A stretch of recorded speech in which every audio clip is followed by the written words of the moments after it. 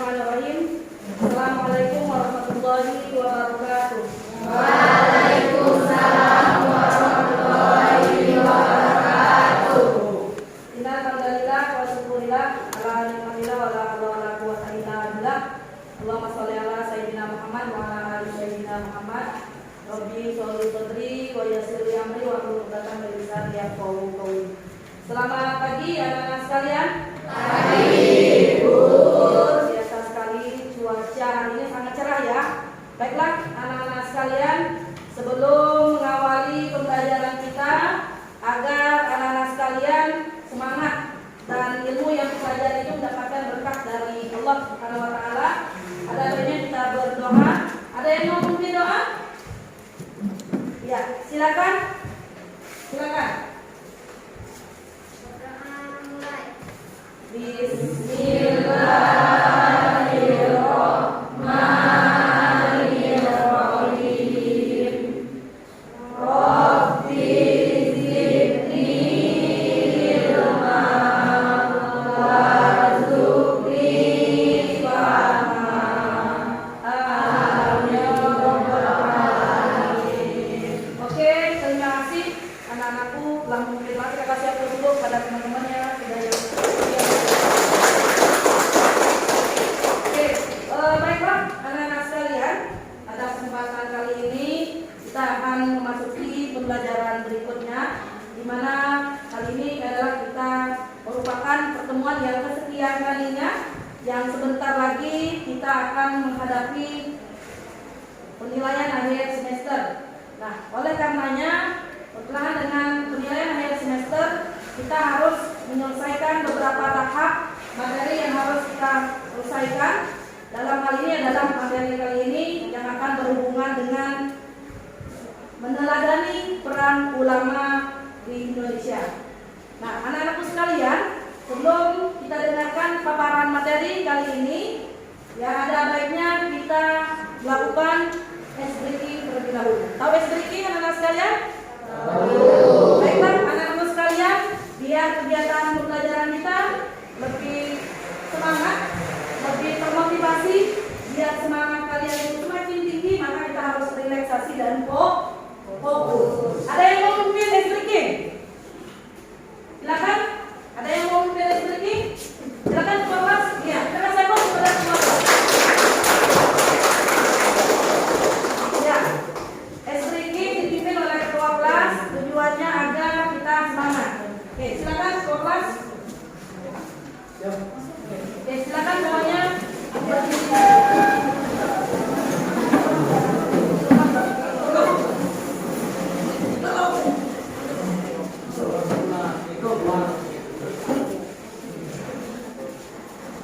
Oke, silakan semua kelas. Mungkin SPK pada kali ini kita dengar sama-sama SPK-nya biar semangat dan biar relax. Mungkin briefing hari ini siap mulai. Hai kawanku, kita bersaudara. Salam kanan, salam kiri, geser ke kanan. Hai kawanku, kita bersaudara. Salam kanan, salam kiri, geser ke kiri.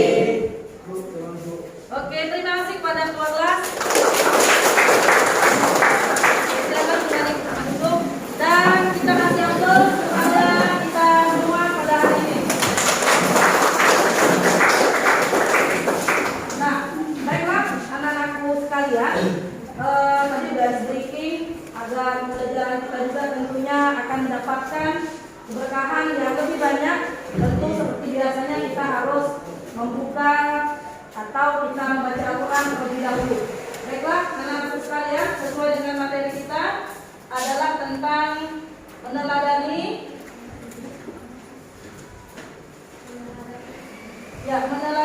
peran ulama dalam menyebarkan Islam di Indonesia.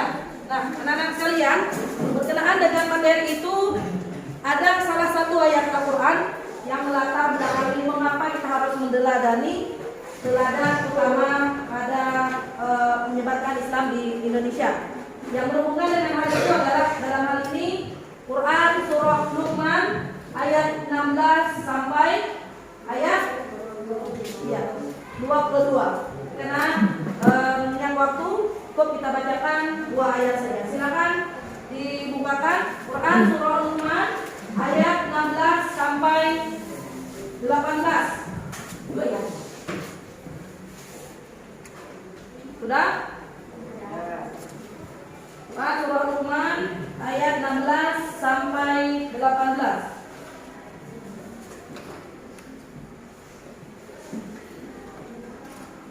Silakan kita baca terlebih dahulu dengan sama-sama mengawalinya dengan bacaan ta'awudz. Wahid, Isnani, Salasa. A'udzu billahi minasy syaithanir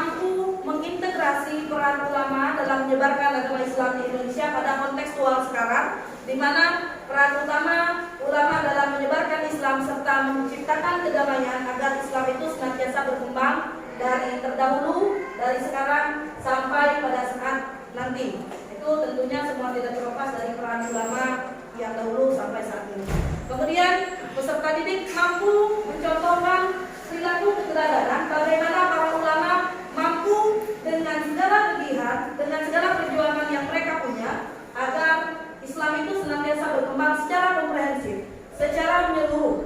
yang khususnya yang berada di daerah Indonesia.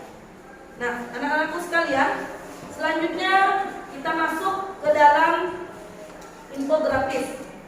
Perhatikan di situ ada beberapa teori ya yang berhubungan dengan para ulama dalam menyebarkan Islam. Selanjutnya yang berikutnya adalah analisa gambar. Anak-anakku sekalian, dalam analisa gambar ini tentunya bisa memberikan gambaran kepada anak-anakku sekalian sebenarnya apa sih yang ada atau yang terjadi ketika para ulama ya terdahulu dalam menyebarkan agama Islam di Indonesia. Ada 3 gambar. Yang pertama ya itu ada anak-anak bisa menganalisanya sendiri. Kemudian yang kedua bisa diperhatikan secara jelas ada apa di balik gambar. Kemudian yang ketiga, anak-anak sekalian, ada beberapa tokoh. Dalam hal ini adalah tokoh ulama yang menyebarkan agama Islam di Indonesia. Nah, untuk memperkuat gazanah kita, saya pikir tentunya tidak cukup kalau hanya dilihat dari gambar saja. Ya, sebagai penambah referensi dan gazanah pengetahuan serta wawasan dari anak-anak sekalian, mari kita saksikan bersama-sama tampilan video berikut ini.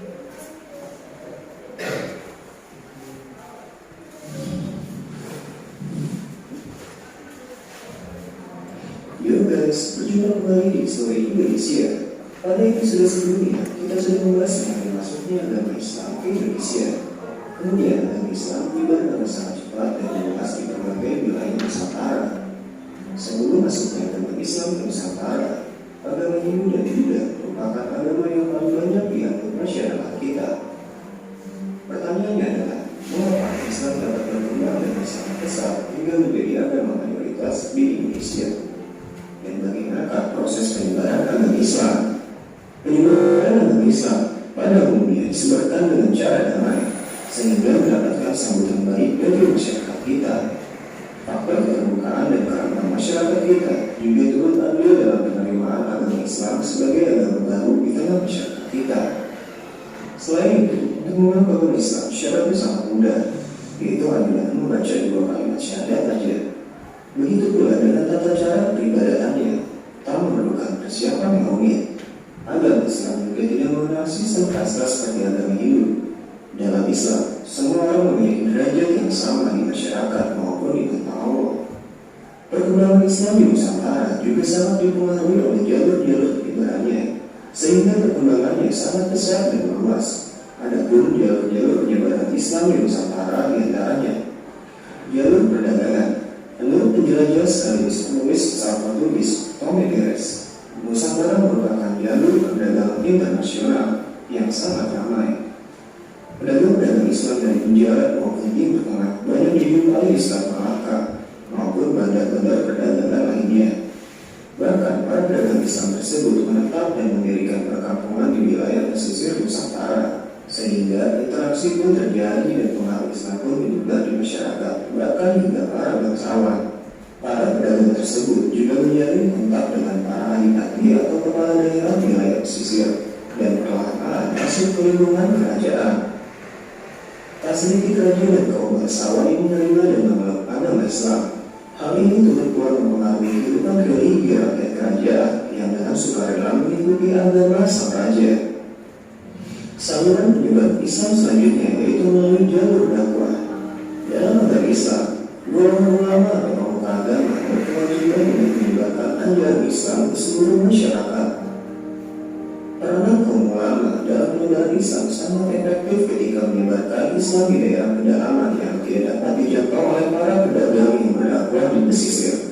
Ulama-ulama yang menyebarkan Islam biasanya disebut dengan wali. Wali yang terkenal yaitu Wali Songo yang menyebarkan Islam di Pulau Jawa dengan berbagai tampilannya guys. Penyebaran Islam yang kedua yaitu jalur perkawinan. Perkawinan terjadi antara pedagang-pedagang Islam maupun kaum ulama yang menikah dengan masyarakat sekitar yang masih menganut agama Hindu, Buddha maupun agama lokal. Bahkan banyak pula pedagang Islam yang menikah dengan putra-putri para bangsawan. Pernikahan juga terjadi antara sesama bangsawan berbeda keyakinan. Seperti contohnya pernikahan Putri Chandra yang beragama Islam dengan Raja Brawijaya V dari Majapahit. ataupun juga pernikahan antara Prabu Siliwangi yang beragama Hindu dengan Nyai Subang Larang. Keturunan mereka banyak yang memeluk Islam. Islamisasi di lingkungan istana turut mempengaruhi kehidupan rakyat yang juga berbondong-bondong memeluk agama Islam. Penyebaran Islam selanjutnya adalah melalui jalur pendidikan. Para ulama turut menyebarkan Islam dengan cara mendirikan pondok-pondok pesantren di berbagai daerah, hingga para santri turut serta berkewajiban menyebarkan Islam ke pelosok-pelosok daerah. Pesantren-pesantren awal yang telah berdiri diantaranya yaitu pesantren Al-Pendeta di Surabaya yang didirikan oleh Sunan Ampel, pesantren Sunan Giri yang didirikan oleh Raden Paku atau biasa dikenal dengan Sunan Giri. Islam juga disebarkan melalui jalur tasawuf. Tasawuf adalah ajaran menyucikan jiwa dengan cara menjauhi kehidupan yang bersifat kesenangan duniawi dan meningkatkan spiritual agar lebih dekat kepada Allah Subhanahu wa Ta'ala. Dalam perkembangan penyebaran Islam, ilmu tasawuf biasanya dikuasai oleh orang-orang berilmu tinggi yang memiliki kekuatan spiritual seperti pengobatan maupun hal-hal yang dihubungkan dengan mistik. Ajaran tasawuf dapat dijumpai dalam cerita-cerita barat dan hikayat dari masyarakat setempat. Ajaran ini mudah berkembang terutama di Pulau Jawa yang masih kental dengan orientasi mistik yang telah menyatu dengan pola pikir masyarakat. Tokoh-tokoh tasawuf yang terkenal diantaranya yaitu Hamzah Mansuri, Syamsuddin As-Sumatrani, dan Syekh Siti Jenar. Jalur penyebaran Islam di Indonesia lainnya adalah jalur kesenian. Agama Islam juga disebarkan melalui kesenian seperti wayang, gamelan, dan gending atau lagu. Tokoh yang menyebarkan ajaran Islam melalui kesenian yaitu Sunan Kalijaga dan Sunan Bonang. Dalam pagelaran wayang yang digelar Sunan Kalijaga, kisah-kisah yang ditampilkan biasanya diambil dari kisah Ramayana atau Mahabharata. Wayang ini kemudian dimodifikasi dengan diisi unsur-unsur Islam sehingga membuat masyarakat tertarik dan ingin tahu lebih dalam mengenai agama Islam. Oke guys, mungkin itu aja pembahasan dari kami yang mengenai penyebaran agama Islam di Indonesia. Jika kalian suka dengan video ini, jangan lupa tinggalkan like dan komentar ya. Bagi yang belum subscribe, silahkan subscribe teman-teman.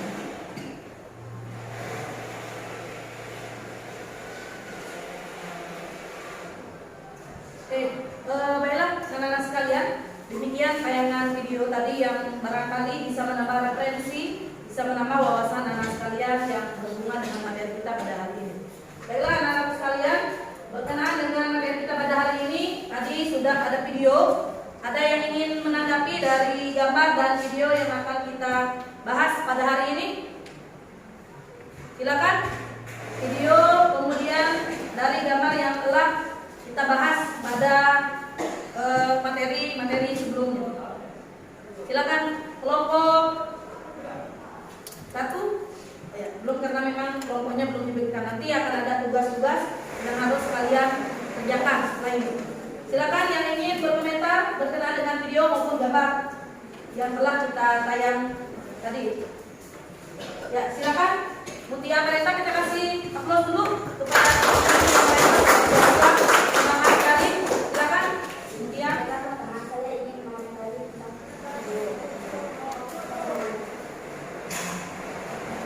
siapa saja tokoh yang berperan dalam proses penyebaran Islam di Indonesia.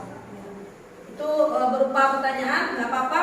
Siapa-siapa saja yang berperan penting dalam menyebarkan agama Islam di Indonesia. Nah, jadi dalam menanggapi itu bisa berupa pertanyaan atau berupa pernyataan dari video itu. Ada yang ingin menjawab? Ada yang ingin menjawab siapa saja sih dari video tadi yang bisa atau mempunyai andil yang sangat besar dalam menyebarkan agama Islam di Indonesia?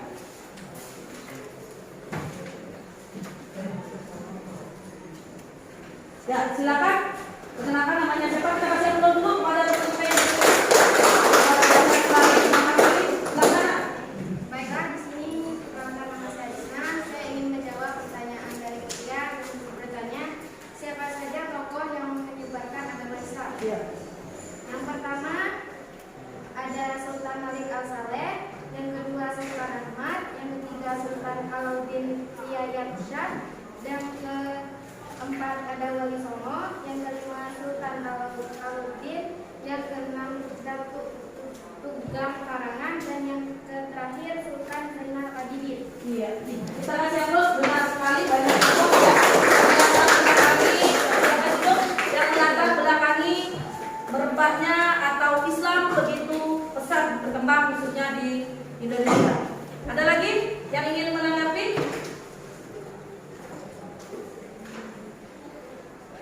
Ada lagi? Oke, kalau tidak ada, kita lanjut kepada penjelasan berikutnya.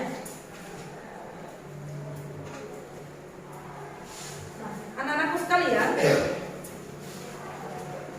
pada dasarnya Islam masuk ke Indonesia, ya, ada beberapa teori yang menyebabkan Islam begitu mudah masuk ke Indonesia. Nah, sebelum itu kita harus tahu dulu mengapa sih Islam begitu mudah masuk ke Indonesia, apa sebabnya gitu. Pertama yang harus kita ketahui bersama adalah anak-anak sekalian bahwa masuk Islam di Indonesia khususnya itu sangat mudah. Karena ketika seseorang masuk agama Islam itu melewati berbagai proses. Nah, dari proses itu hanya ada beberapa proses yang harus dilewati ketika seseorang masuk Islam. Apa? Salah satunya adalah dengan mengucapkan dua kalimat syahadat, atau kita kenal dengan istilah syahadatain. Ada syahadat tauhid dan ada syahadat Rasul. Bagaimana bunyi syahadat? Asyhadu an la ilaha illallah wa asyhadu anna Muhammadar Rasulullah. Itu salah satu syarat. Dan syarat itu menjadi hak prerogatif yang tidak bisa ditawar-menawar. Ya, dia harus melewati syahadat itu dulu, diucap dengan fasih, diucap dengan lancar, baru seseorang bisa sah dan dianggap beriman dan masuk dalam ajaran agama Islam.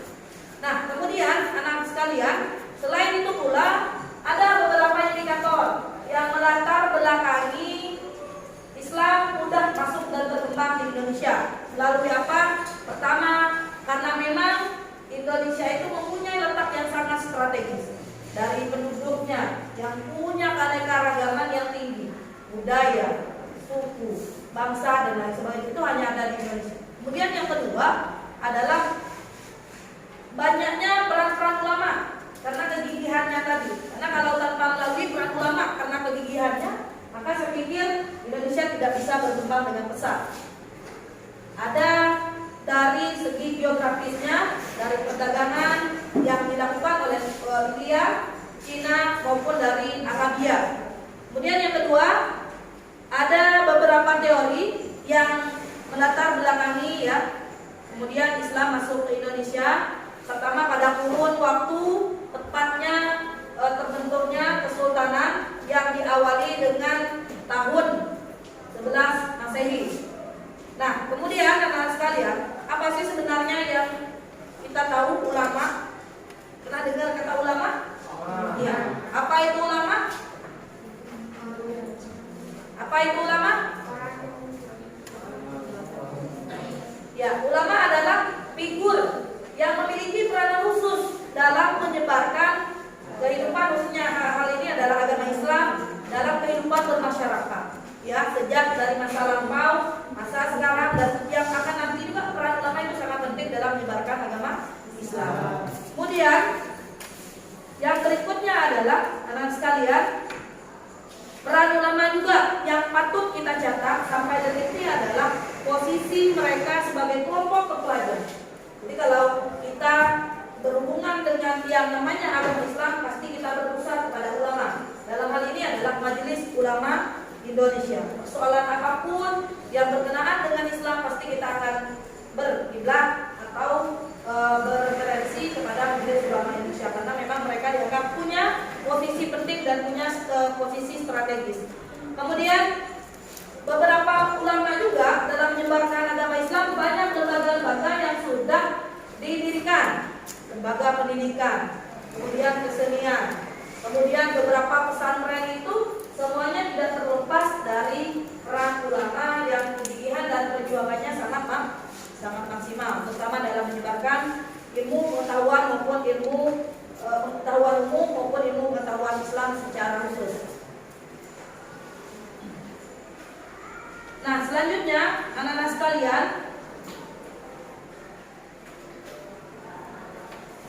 maksudnya agama Islam ada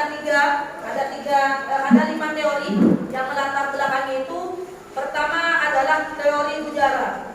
Nah, siapa yang mempelopori teori ini adalah menurut Profesor Dr. Czesław Hormozge. Masuknya Islam ke Indonesia itu adalah dari teori ujaran yang berasal dari India. Pada tahun kapan hal ini terjadi?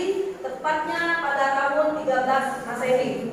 Nah, kemudian yang kedua, anak-anak sekalian, teori Mekah yang dibawa atau yang dipelopori oleh Profesor Dr. Buya Hamka, salah satu tokoh ulama yang berperan penting. Beliau merupakan dari ulama yang merupakan dari Provinsi Sumatera Barat yang mempunyai peran andil dalam menyebarkan agama Islam di Indonesia pada abad ke-7 Masehi.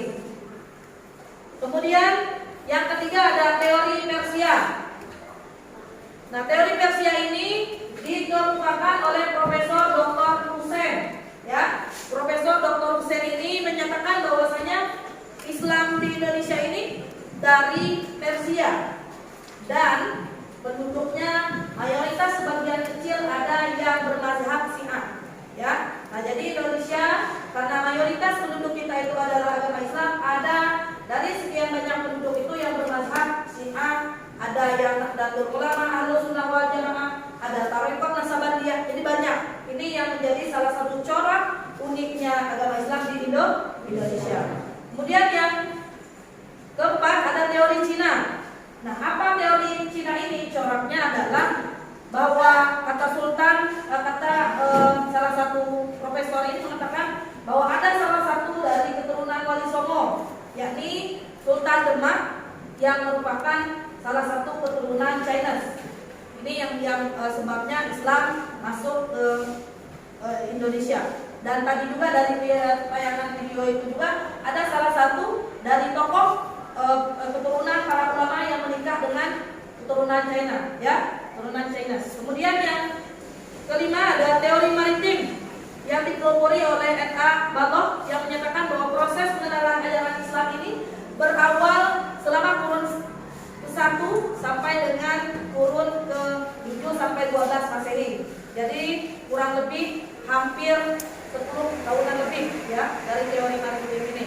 Kemudian fase berikutnya Islam sudah mulai mengalami perkembangan. Nah, Islam sudah mengalami perkembangan ini artinya sudah ada pengikut-pengikut yang mengikuti ajaran-ajaran Islam yang dibawakan oleh para ulama dari beberapa jalur.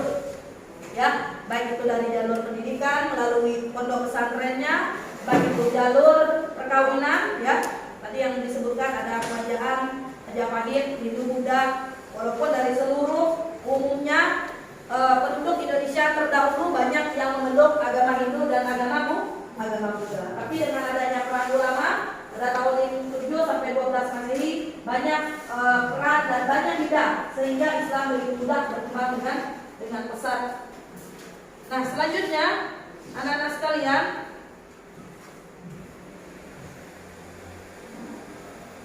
ini ada peran ulama.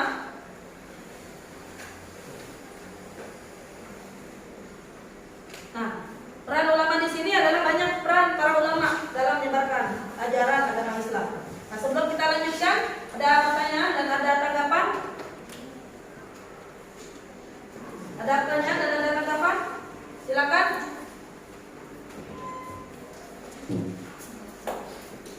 Ya, silakan berdiri. Kenalkan namanya siapa? Silakan ini ditanggapi atau ada pertanyaan? Perkenalkan saya bertanya tentang mengapa agama Islam itu penting. Kenapa agama Islam Itu penting di dalam Indonesia. Iya. Ada pertanyaan ya? Silakan duduk. Kita kasih aplaus kepada teman kita. Ya, ada pertanyaan dari teman kita. Apa sih sebabnya agama Islam itu penting di Indonesia? Ya, kita berbicara tidak dalam konteks tapi dalam konteks Indonesia. Pentingkah agama Islam di Indonesia? Iya. Silakan ada yang ingin menanggapi atau yang ingin mengomentari sebelum kita melanjutkan pada sesi berikutnya.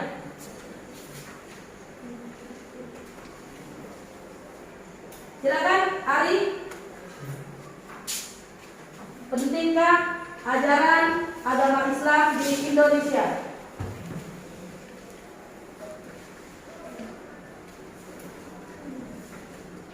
Silakan.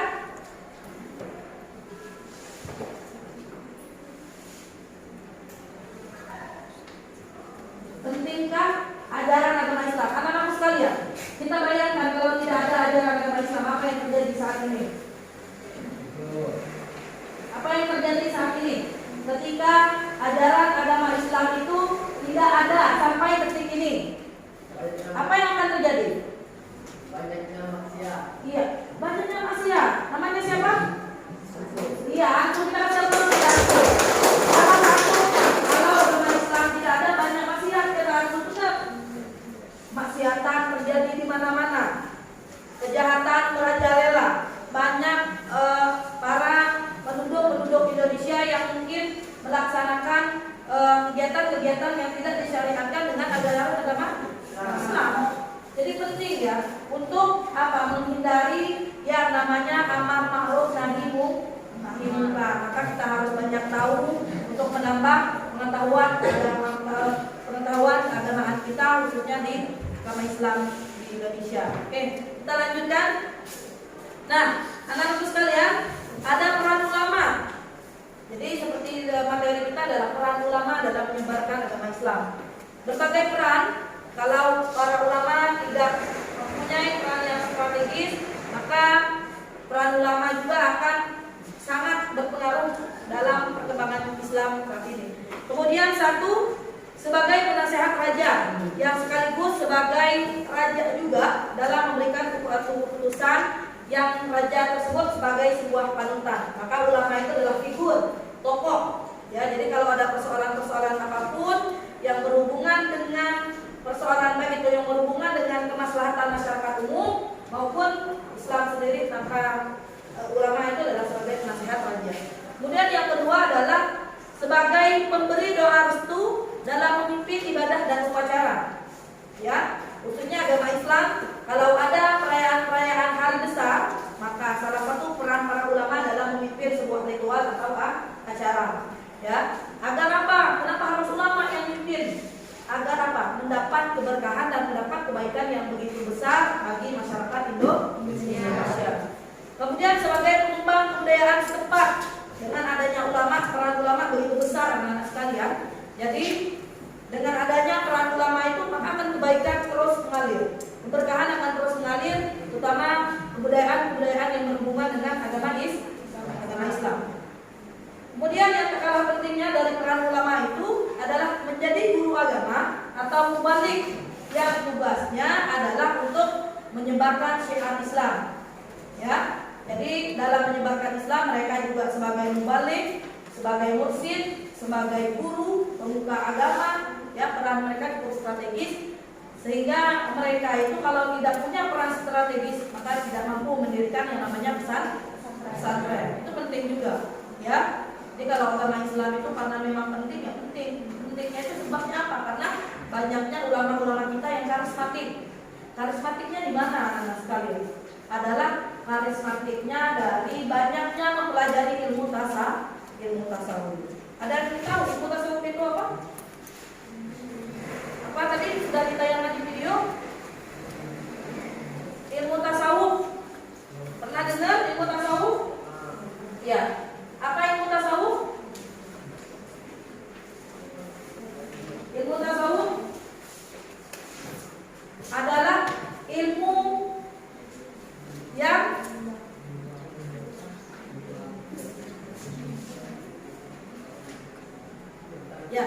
pernah dengar ilmu tasawuf? Apa? Tentang Islam. Ilmu yang mempelajari tentang Islam, yang memfokuskan tentang inti ajaran Islam, yang memfokuskan inti kepentingan dunianya hanya untuk tujuannya akhirat. Jadi kalau ilmu tasawuf itu sama hanya dengan ilmu psikologis yang berhubungan untuk mensucikan kebatinan seseorang.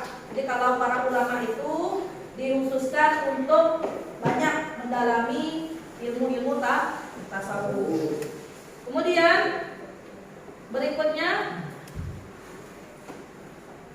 Nah, ini anak-anakku sekalian, beberapa tokoh ulama yang menyebarkan agama Islam sesuai dengan perannya masing-masing di tempatnya masing-masing.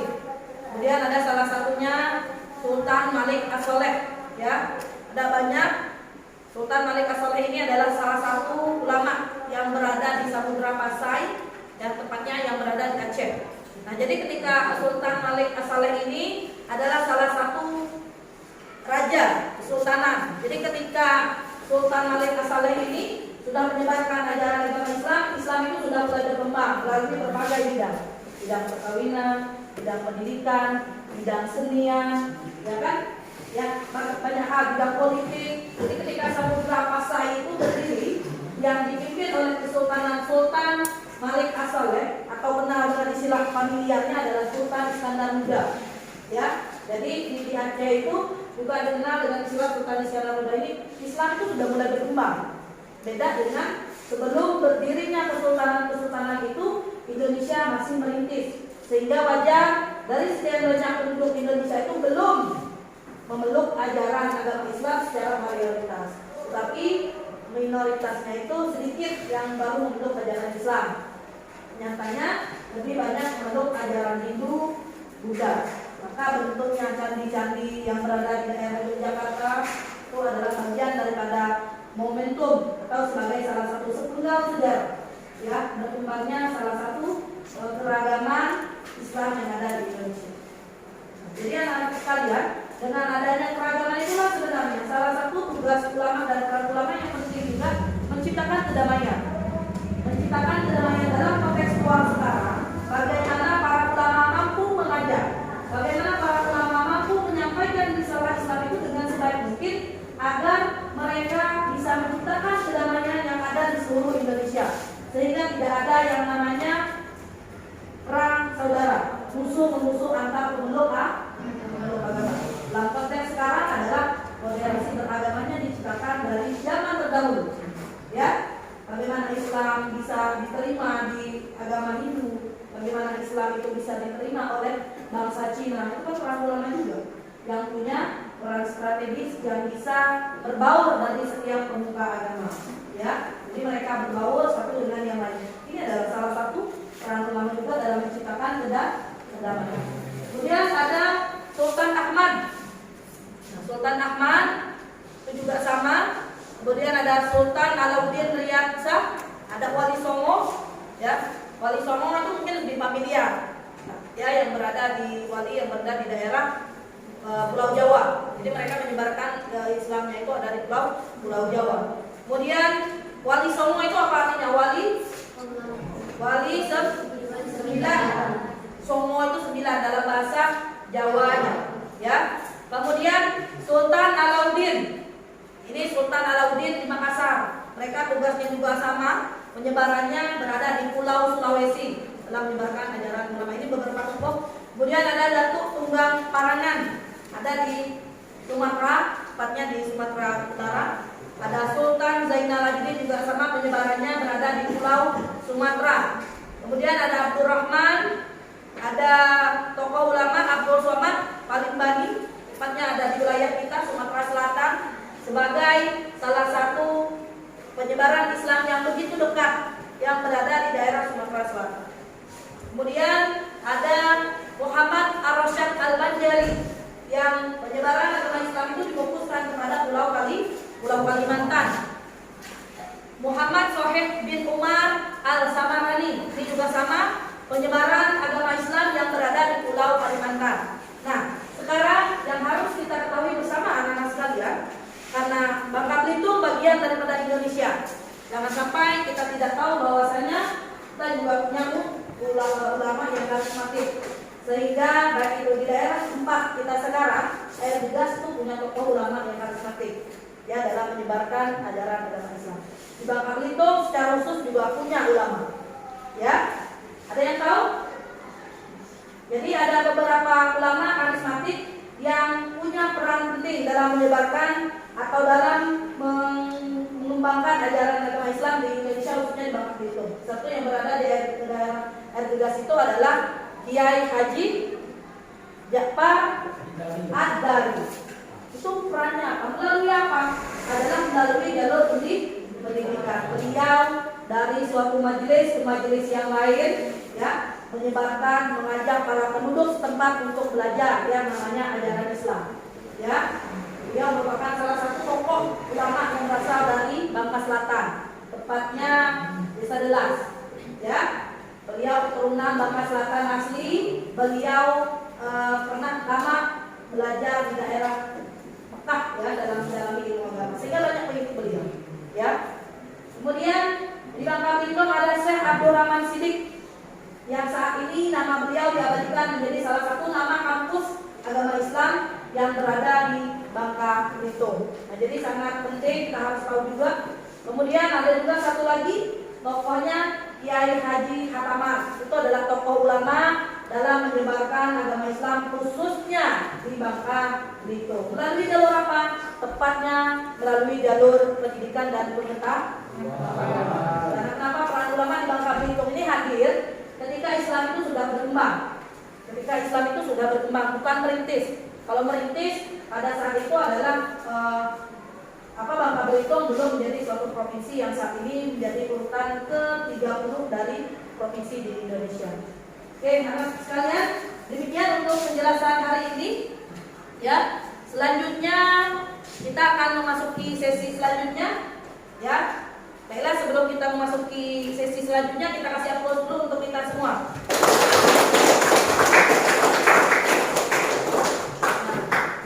Oke, tadi sudah sama-sama mendengarkan materi. Ada tanggapan? Kalau tidak ada tanggapan? Ya, silakan. Ya, boleh. Silakan perkenalkan dulu. Namanya siapa? Perkenalkan, nama saya Nusroba. Ya, Nusroba. Ini saya mau menanyakan, mengapa para ulama menjadi patokan dalam masuknya Islam ke Indonesia? Ya. Mengapa para ulama menjadi patokan dalam menyebarkan agama Islam? Ya, itu yang ditanyakan oleh teman-teman Nusroba. Kita kasih aplaus dulu kepada teman-teman. Ada yang ingin membantu? Ada yang ingin membantu? Yang ingin membantu mendapat poin plus, nilai plus. Ya.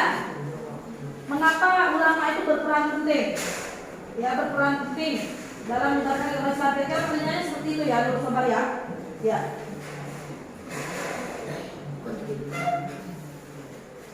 Silakan.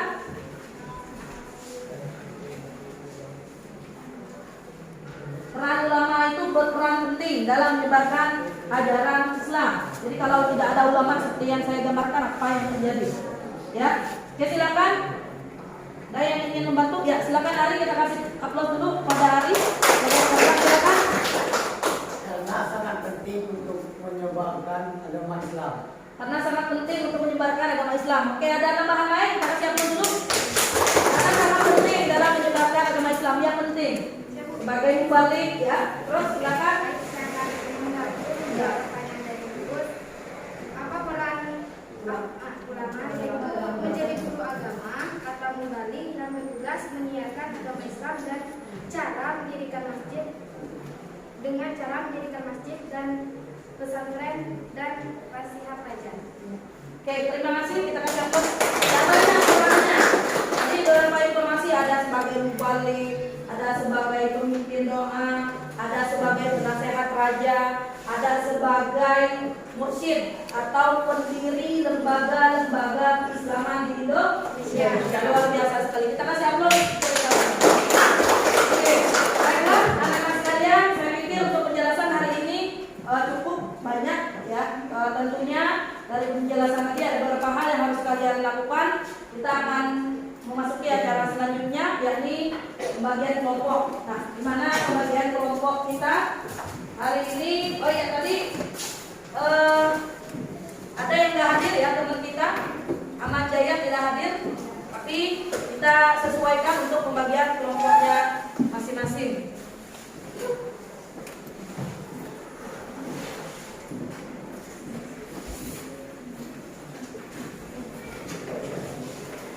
Nah, untuk pembagian kelompok setelah ini saya akan membagikan kelompok. Nah, setelah saya bagikan kelompok, anak-anak silakan duduk sesuai dengan kelompoknya masing-masing.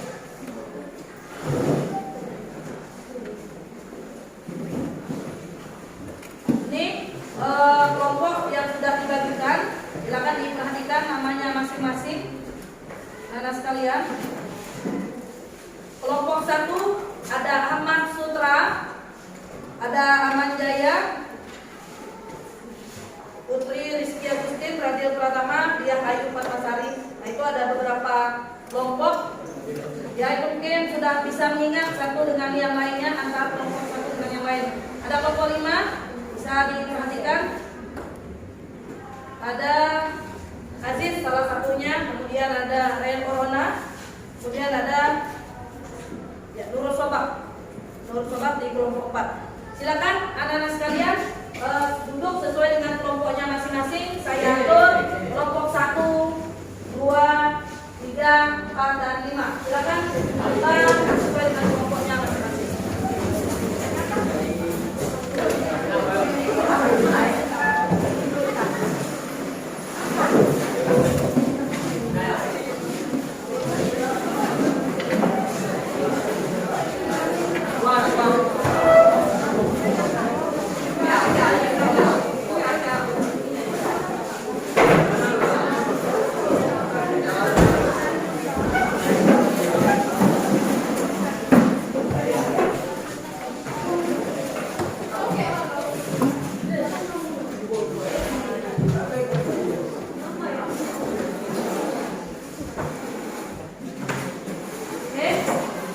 Semuanya sudah sesuai dengan kelompoknya masing-masing. Nah, jadi silakan masing-masing kelompok nanti menunjuk ya koordinator kelompoknya masing-masing. Anak-anak sekalian, biar pembelajaran kita lebih kondusif. Nah, anak-anak sekalian, apa yang harus kita lakukan pada sesi ini? Nah, sekalian akan diberi yang namanya lembar kerja peserta didik. Nah, lembar kerja peserta didik ini setelah ini saya akan membagikan potongan kertas ya yang berisi kumpulan soal-soal. Nah, karena sesuai dengan strategi saya menggunakan indeks marks ini mencocokkan soal dengan jawaban ya, atau mencari pasangan soal dengan jawabannya masing-masing yang diatur secara acak. Setelah ini saya akan membagikan, silakan tugas kalian masing-masing kelompok mencari kesesuaian antara soal dan jawaban, baru nanti dipresentasikan sesuai dengan soal yang ada dalam lembar kerja peserta didik. Dari sekian soal itu, ambil salah satu soal yang kalian anggap mudah untuk dipresentasikan dari pembahasannya. Misalnya soalnya sebab masuk Islam adalah ini. Jadi silakan dipresentasikan sesuai dengan materi dan pembahasan yang berkenaan dengan soal. Oke, baiklah. Nah, sekalian ini lembar kerja peserta didiknya.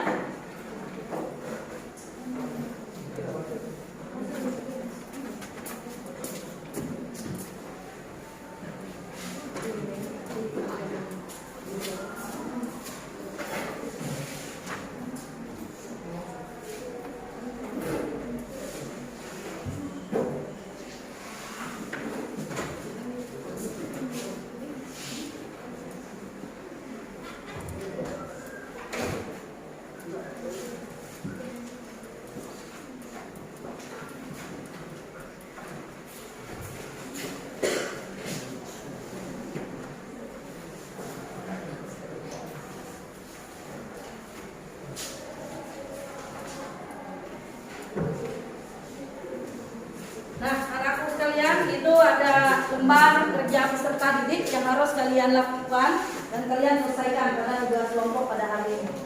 Nah, anak-anak sekalian, jadi pada kesempatan kali ini itu ada lembaran kertas. Silakan menulis nama kelompoknya masing-masing dengan spidol. Tulis sesuai dengan nama kelompoknya masing-masing di kertas yang telah disediakan. Kelompok 1 sampai dengan kelompok 5. Silakan dituliskan. Nah, sembari yang lain juga mengerjakan ya, mencari tugas-tugas tersebut. Nah, silakan anak-anak sekalian menulis nama kelompoknya masing-masing di kertas kosong yang telah kami sediakan. Nah, berikutnya anak-anak sekalian, jadi pada saat mengerjakan soal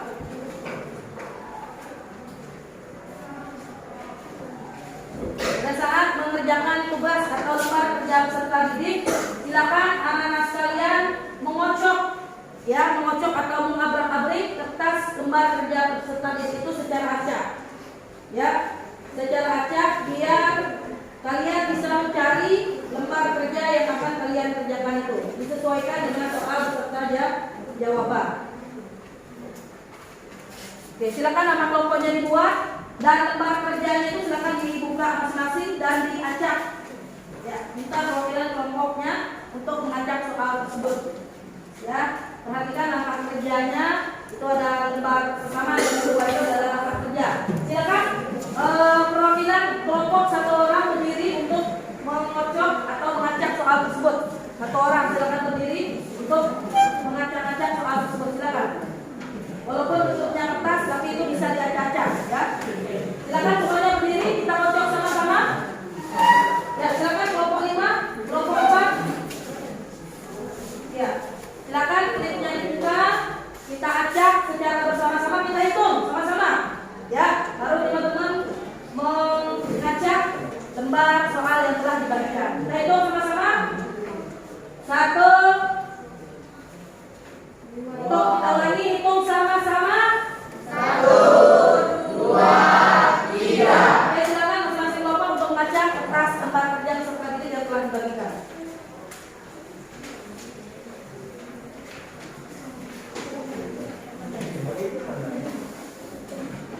Oke, cukup. Silakan kembali ke tempat dulu. Oke, kita kasih aplaus kepada teman kita yang telah masuk soal pertama. Nah, anak sekalian, silakan dicarikan pasangan soal dan jawaban dari lembar kerja yang telah saya bagikan mulai dari sekarang. Saya kasih waktu kurang lebih 20 menit. Mulai dari sekarang.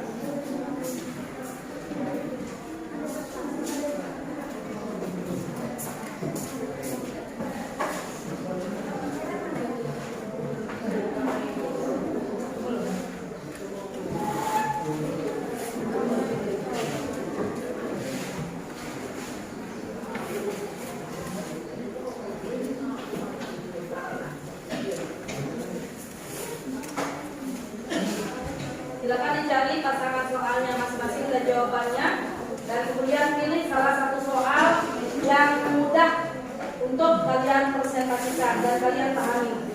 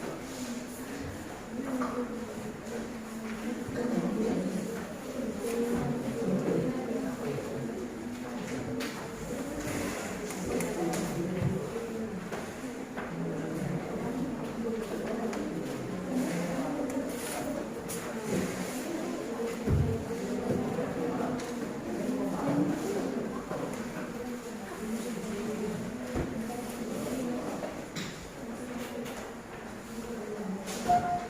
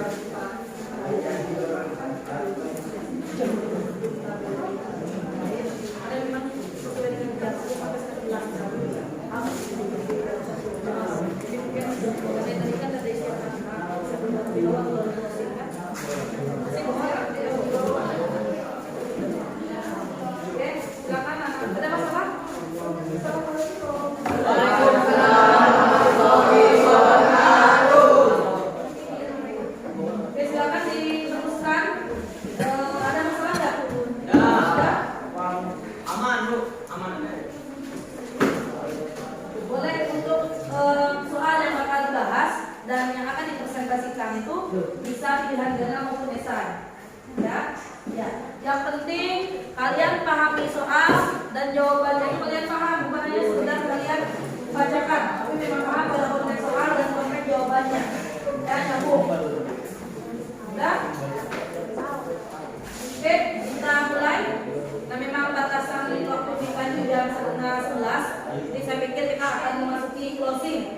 Nah, sudah menentukan pasangannya masing-masing? Sudah menentukan soal kelompok 1 gimana, Ridi? Amal Ridi? Ridi. Kelompok 2 Ridi? Ridi. Kelompok 3 Ridi? Ridi. Oke, kelompok 4 Ridi. Ridi. Kelompok 5? Ya, Ridi luar biasa. Terima kasih aplaus untuk kita semua. Oke, teman-teman sekalian, karena waktunya terakhir jam 10:30, kita akan memasuki di fase presentasi tugas. Silakan LKPD perwakilan masing-masing kelompok, satu orang. Kita mulai dari kelompok 4 terlebih dahulu. Silakan kelompok 4 kita kasih aplaus dulu untuk mempresentasikan. Ya, di situ ada. Silakan. Ada.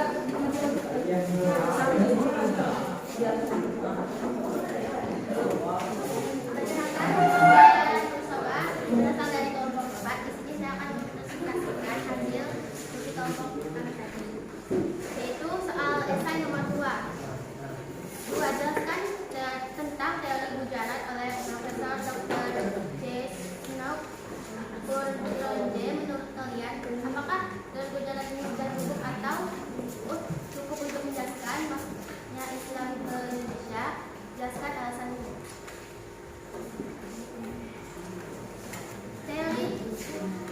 Teori bujarat ini masuk ke Indonesia dari Gujarat. Senang Horgenje berkeyakinan bahwa Islam tidak mungkin masuk ke Indonesia tanpa berasal dari Arabia, tanpa ajaran tasawuf. Oke, jadi kata kelompok 4 bahwa dari teori Gujarat itu mengatakan bahwa Islam itu tidak bisa masuk sekalipun tanpa belajar ilmu tasawuf. Ini berdasarkan teori Gujarat yang dipelopori oleh salah satu Profesor Dr. Snow Purlonje. Itu salah satu teori beliau. Kita kasih aplaus pada kelompok 4. Oke, silakan kita beralih lagi ke kelompok yang lain, pada kelompok 5. Silakan. Ya, kelompok 5. Kita beralih kepada kelompok 2. Silakan. Kelompok 2 silakan mempresentasikan hasilnya, hasil kerja kelompoknya dari mengerjakan lembar kerja peserta didik.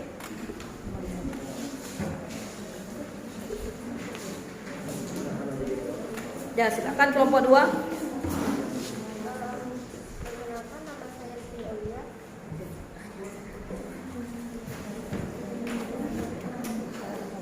Saya berasal dari kelompok 2. Pertanyaannya, kenapa para wali songo dalam berdakwah menggunakan pendekatan tajrid dan damwal haraj? Jelaskan. Karena dengan metode Tajrid bertahap dan damwal haraj tidak menyakit.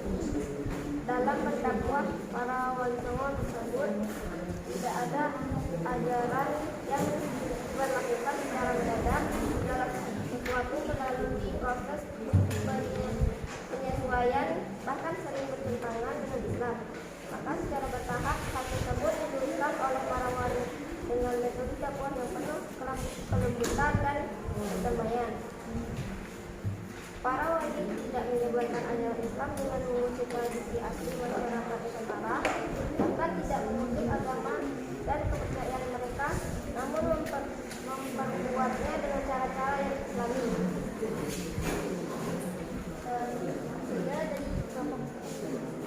Oke, terima kasih. Kelompok 2 sudah mempresentasikan hasilnya. Mereka membahas soal nomor 1 esai, ya, yang pertanyaannya adalah bagaimana para ulama menyebarkan ajaran Islam dengan metode apa. Salah satunya metode yang digunakan itu adalah metode tajrid ya. Nah itu adalah metode tajrid dengan memberikan contoh dan keteladanan bagi penduduk Islam di Indonesia. Oke, satu lagi kelompok yang lain. Ya silakan kelompok 3 untuk mempresentasikan hasil kelompoknya masing-masing. Kita kasih aplaus untuk kita semua. Baiklah, di sini saya akan mempresentasikan hasil kerja kelompok kami, yaitu pertanyaan esai nomor 1 tentang sebelum Islam datang ke Indonesia, masyarakat pribumi sudah memiliki agama dan kepercayaan yang turun-menurun dari nenek moyang. Nah, pertanyaannya adalah mengapa ajaran Islam mudah diterima oleh masyarakat Indonesia? Jawabannya kalau menurut kami yaitu ajaran Islam mudah diterima oleh masyarakat Indonesia dikarenakan syarat-syaratnya sangat mudah, yaitu untuk menjadi seorang muslim seseorang cukup mengucapkan 2 kalimat syahadat, yaitu syahadat tauhid dan syahadat rasul. Nah, di samping itu kegigihan dan semangat para juru dakwah melalui berbagai saluran islaminasi di Indonesia juga berperan penting terhadap keberhasilan dakwah di Indonesia secara damai. Nah, para penjuru dakwah ini menjadi seorang guru agama atau mubalir yang bertugas menyiarkan agama Islam dengan cara mendirikan masjid dan pondok pesantren serta menjadi penasihat raja. Nah, itulah hasil kerja kelompok kami. Kurang lebihnya saya mohon. Saya diri wabillahi taufiq. Wassalamualaikum warahmatullahi wabarakatuh. Waalaikumsalam warahmatullahi wabarakatuh. Luar biasa dari kelompok kita. Kita kasih aplaus. Iya, benar sekali anak-anak sekalian. Jadi apa salah satu peran ulama ya? Soalnya tadi apa? Kelompok 3? Soalnya mengapa ajaran Islam begitu mudah diterima di Indonesia? Seperti yang sudah saya jelaskan di awal, ini langsung saya bahas juga karena memang proses masuknya Islam itu hanya melalui berbagai proses. Satu, hanya prosesnya cukup mengucap 2 kalimat syahadatain, syahadat Nabi dan syahadat tauhid, syahadat Rasul maupun syahadat tauhid, itu berbagai proses yang harus dilewati. Kemudian karena tidak hanya cukup dengan mengucapkan 2 kalimat syahadat, penduduk Indonesia juga karena memiliki peran ulama yang gigih, yang semangat, tentunya Islam bisa berkembang dengan pesat. Ya, benar sekali kelompok 3, terima kasih. Masih tersisa 1 kelompok ya? Iya, 2 kelompok lagi yang belum presentasi. Silakan kelompok 1. Kita kasih aplaus kepada kelompok 1. Silakan.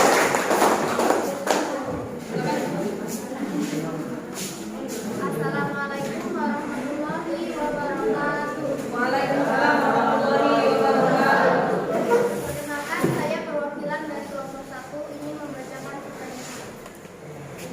Jelaskan bagaimana strategi Sunan Bonang dalam melakukan upaya penyebaran Islam di Pulau Jawa, khususnya wilayah Tuban dan sekitarnya. Jelaskan. Saya akan membacakan jawabannya. Sunan Bonang memanfaatkan salah satu alat musik tradisional yang ada di Jawa Timur, yaitu bonang yang merupakan salah satu instrumen dalam set gamelan Jawa, dan menciptakan suluk atau syair-syair yang berisi ajaran-ajaran Islam. Kemudian disenandungkan dengan diiringi alunan musik gamelan tersebut. Sekian dari saya, itulah jawaban yang dihasilkan dari pertanyaan tadi. Saya tutup. Wabillahi taufiq wal hidayah. Wassalamualaikum warahmatullahi wabarakatuh. Waalaikumsalam warahmatullahi wabarakatuh. Oke, kita kasih aplaus pada kelompok 1 luar biasa. Oke, jadi benar salah satu yang melatar belakangi ya bidang-bidang masuknya Islam itu adalah salah satu perannya Sunan Bonang. Nah, di mana Sunan Bonang ini merupakan salah satu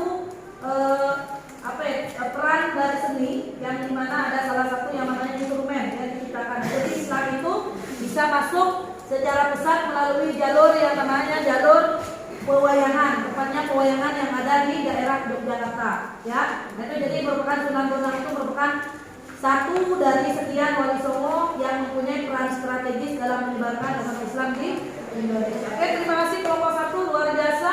Kita beralih pada kelompok yang terakhir, kelompok 5. Yuk, kita kasih semangat dulu. Ya, silakan kelompok 5 untuk mempresentasikan hasil diskusi lembaga kerja peserta didiknya.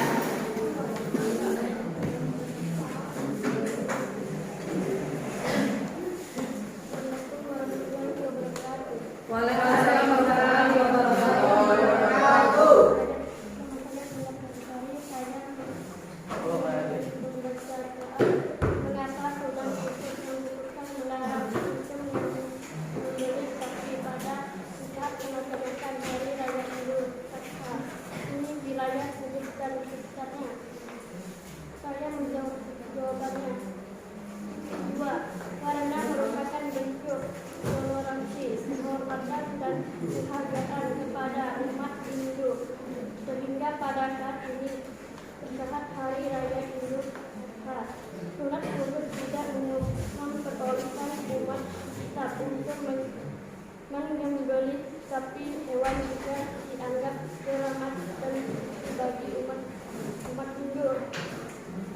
Oke, kita kasih Allah segala kelompok 5 belajar masing-masing untuk kelompok 1 sampai dengan kelompok 5. Oke, baiklah anak-anak sekalian, dari masing-masing presentasi kelompok tadi bisa kita tarik kesimpulan bahwasanya Islam masuk ke Indonesia itu melalui peran ulama yang sangat gigih karena perjuangannya, karena keteladanannya. Kemudian Islam masuk ke Indonesia melalui berbagai bidang. Ada bidang seni, ada bidang pendidikan, ada bidang perkawinan, ada bidang juga jalur dakwah. Bagaimana para ulama mendirikan yang namanya lembaga Islam itu melalui jalur dakwahnya dengan membentuknya majelis ilmu di Indonesia. Oke, itu kesimpulan dari saya selaku guru mata pelajaran. Ada kesimpulan yang lain, silakan satu perwakilan untuk menyimpulkan hasil pembelajaran kita pada hari ini. Silakan satu orang. Yang laki-laki langsung silakan, ada di buku silakan buka, ada semuanya. Kebanyakan yang itu adalah perempuan. Ya, silakan langsung. Ya, silakan dibacakan kesimpulan. Ya, adanya silakan. Ya, kesimpulan untuk materi kita pada hari ini sesuai dengan materi meneladani peran ulama di Indonesia. Ya. Ya, dan yang dulu baru sekali lari ya. Oke.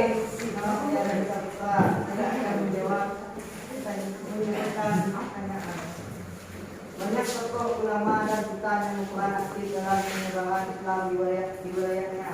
Masing-masing di antaranya Sultan Malik Al-Saleh, Sultan Ahmad, Sultan Alauddin Riwayat Syah, Wali Songo, Sultan Alauddin, Datuk Tunggang Parangan, Sultan Zainal Abidin, Syekh Ismail Al-Minangkabau, Syekh Ahmad Khatib, tambah Abdul Syahid, Abdul Rahman, Abdul Samad Al-Kalimbani, Syekh Mahfuz Al-Termati, Syekh Nawawi Al-Batani, Syekh Muhammad Yasin bin Isa Al-Padani, Narudin Al-Raini, Abdul Rauf As-Sinkli, Muhammad Al-Syad Al-Banjari, Abdullah Mahfuz Al-Termati, Muhammad Saleh bin Umar Al-Kamarani. Iya, cukup. Terima kasih kelompok 3 atas kesimpulannya pada hari ini. Ada kelompok yang lain, silakan kelompok 2. Ya, Ari Maulana, kita kasih aplaus kepada Ari Maulana.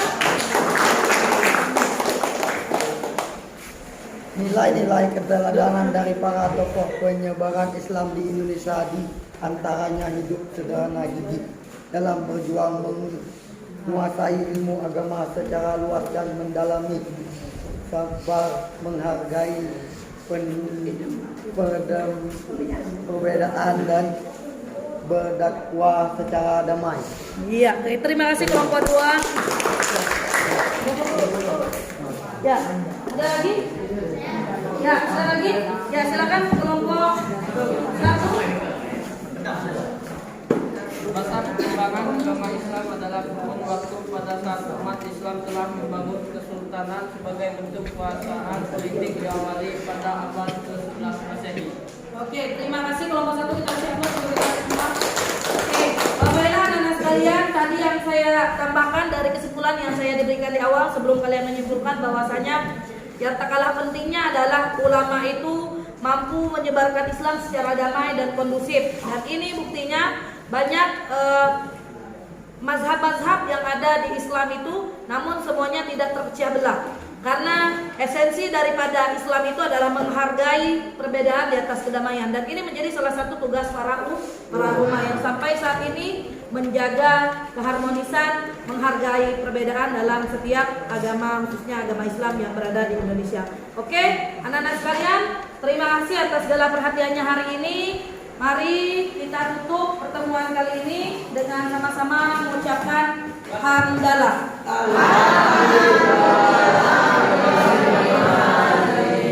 Oke, baiklah, yang termasuk siapa? Yang termasuk Aman Jaya, berarti yang lain masuk. Sebelum kita tutup pertemuan kita pada hari ini, kita berdoa terlebih dahulu. Ada yang pengen berdoa? Ya, silakan Daniel Saputra.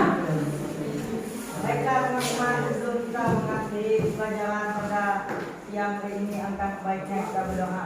Kita baca doa al-asr ya. Al-asr sama-sama. Mulai.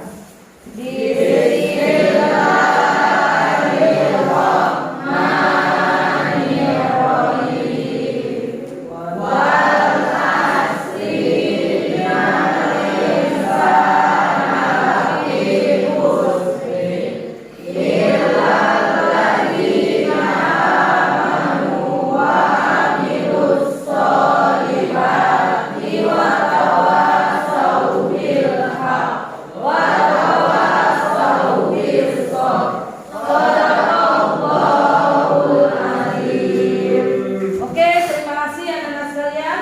Mudah-mudahan apa yang kita sampaikan pada hari ini mendapatkan keberkahan dan kebaikan serta bertambahnya motivasi belajar untuk pertemuan-pertemuan berikutnya. Nah, di pertemuan-pertemuan berikutnya kita akan ada beberapa kegiatan lagi. Salah satunya adalah kalian dibuat untuk membuat produk timeline yang berhubungan dengan peranan ulama dalam menyebarkan agama Islam di Indonesia. Tapi itu untuk pertemuan berikutnya. Mudah-mudahan kita diberikan kesempatan untuk bertemu di kesempatan yang lain. Mohon maaf atas segala kekurangan. Yang benar semata dari Allah dan yang salah dari kita sendiri. Billahi fi sabilillah. Wassalamualaikum warahmatullahi wabarakatuh.